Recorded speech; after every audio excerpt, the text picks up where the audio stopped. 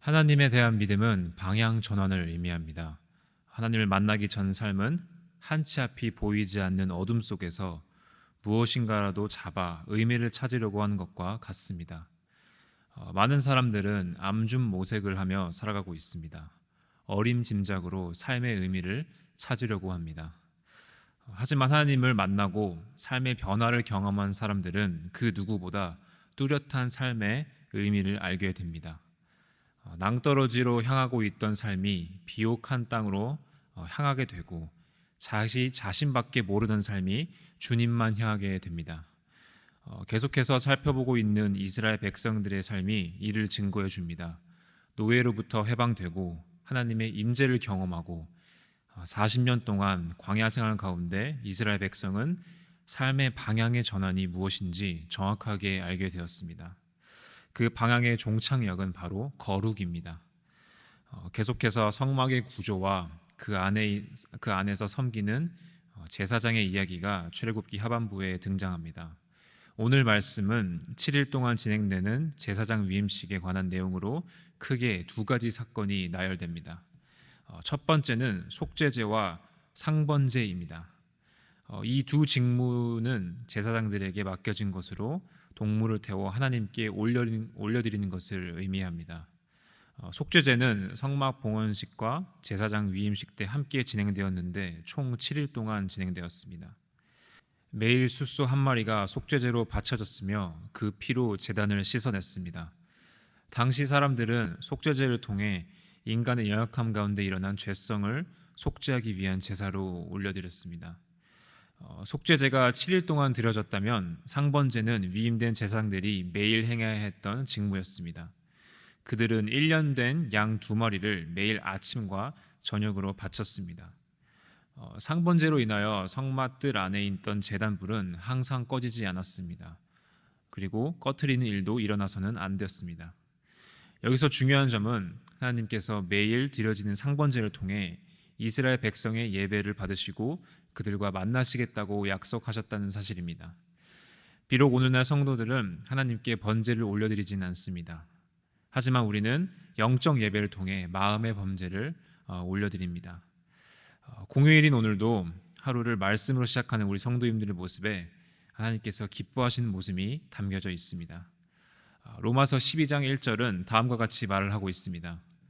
그러므로 형제들아 내가 하나님의 모든 자비하심으로 너희를 권하노니 너희 몸을 하나님이 기뻐하시는 거룩한 산제물로 드리라.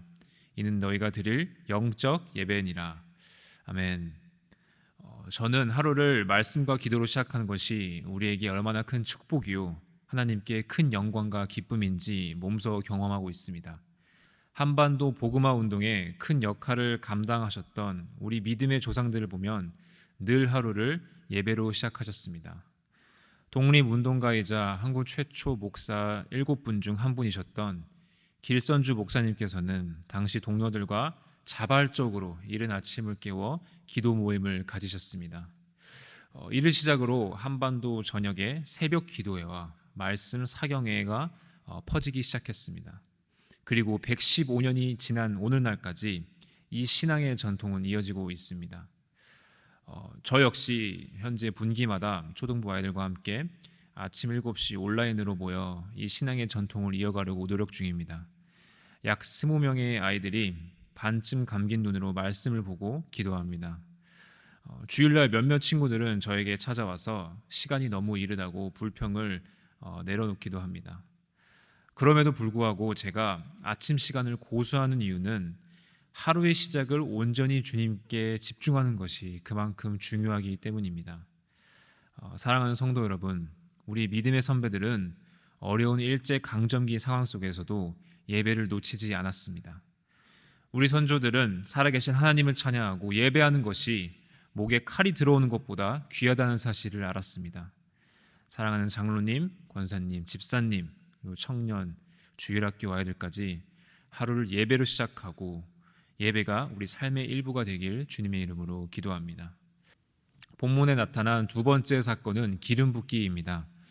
상번제와 속죄제가 동반되는 것이 있다면 그 주위를 둘러싼 기름입니다.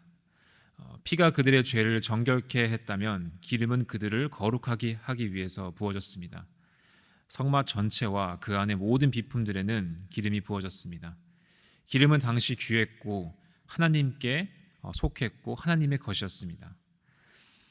여기서 중요한 사실은 기름이 사람과 사물을 거룩하게 하는 것이 아니라 기름을 매개로 거룩하게 하시는 분이 바로 여호와 하나님이라는 사실입니다. 우리 함께 43절과 44절을 다시 읽겠습니다. 내가 거기서 이스라엘 자손을 만나리니 내 영광으로 말미암아 회막이 거룩하게 될지라. 내가 그 회막과 제단을 거룩하게 하며 아론과 그의 아들들도 거룩하게 하여 내게 제사장 직분을 행하게 하며. 아멘.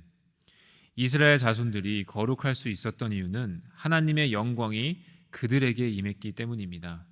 그들의 신분과 노력이 아닌 오직 하나님의 선택으로 인한 거룩입니다. 성막과 제사장과 제단 자체가 거룩한 것이 아닙니다. 그 기름이 그 위에 부어져서 거룩한 것이 아닙니다. 이스라엘 백성과 우리가 거룩할 수 있는 이유는 하나님의 임재와 영광이 우리에게 부어졌기 때문입니다. 이스라엘을 선택하신 것도 제사장을 세우신 것도 이 모두가 하나님의 주권적인 선택이었으며 구별된 백성으로 만들기 위한 하나님의 은혜였습니다. 사랑하는 성도 여러분, 여러분의 삶의 방향은 무엇을 향하고 있습니까? 혹시 낭떠러지를 향하고 있지는 않습니까? 오늘 말씀을 통하여 우리를 거룩하고 비옥한 것으로 인도하시는 하나님께 예배드리며 기도하시는 성도님들 되시길 주님의 이름으로 소망합니다. 우리 함께 기도하겠습니다.